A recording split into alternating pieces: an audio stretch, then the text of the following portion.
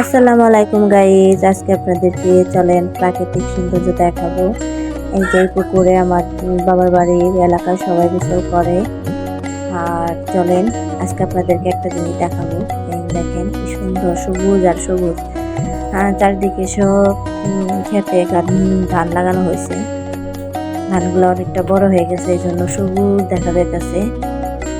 আমরা এখন যাবো, চলেন ওই যে দেখা যাইতেছে সেলো মেশিন, আমরা ওই সেলো মেশিন দেখাবো আপনাদেরকে। চলেন ওই জায়গায় চলে যাব।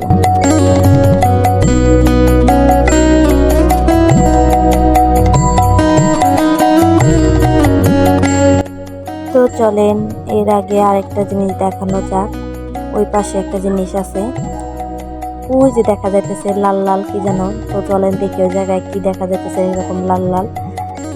তো গাইস মনে হয় এগুলা টমেটো গাছ। দেখেন কি পরিমাণ পাইকা রয়েছে রে ভাই, দেখেন লাল লাল হয়ে রয়েছে পুরা ক্ষেত।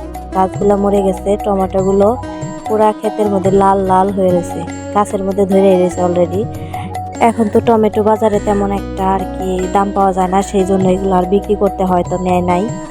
তো দেখেন গাছগুলা মরে গেছে আর টমেটো গুলো লাল লাল হয়ে পেকে রয়েছে। কি অবস্থা, পুরা ক্ষেত দেখা যাইতেছে লাল হয়ে রয়েছে।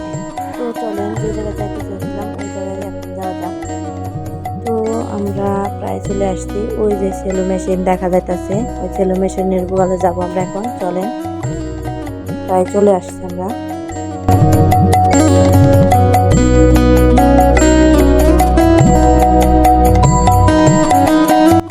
আর একটুখানি তারপরে আমরা ওই সেলো মেশিনের কাছাকাছি পৌঁছে যাব, প্রায় চলে আসছি।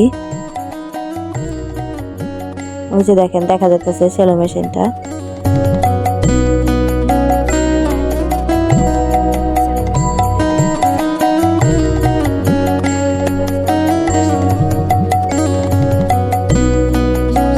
দেখেন পানির শব্দ শোনা যাইতেছে, ঝপঝপ ঝপঝপ শব্দ। তো এই তো আমরা আশা করছি সেলো মেশিন, এই দেখেন। আর এটা আমার আব্বা বুনছে, এই ক্ষেতটা এই পাশ থেকে ওই পাশ পর্যন্ত আমার আব্বা বুনছে।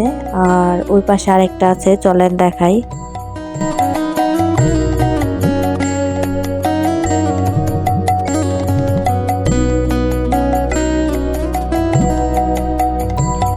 এই ওই পাশে, এই ক্ষেতটার ওই পাশে, চলেন দেখ।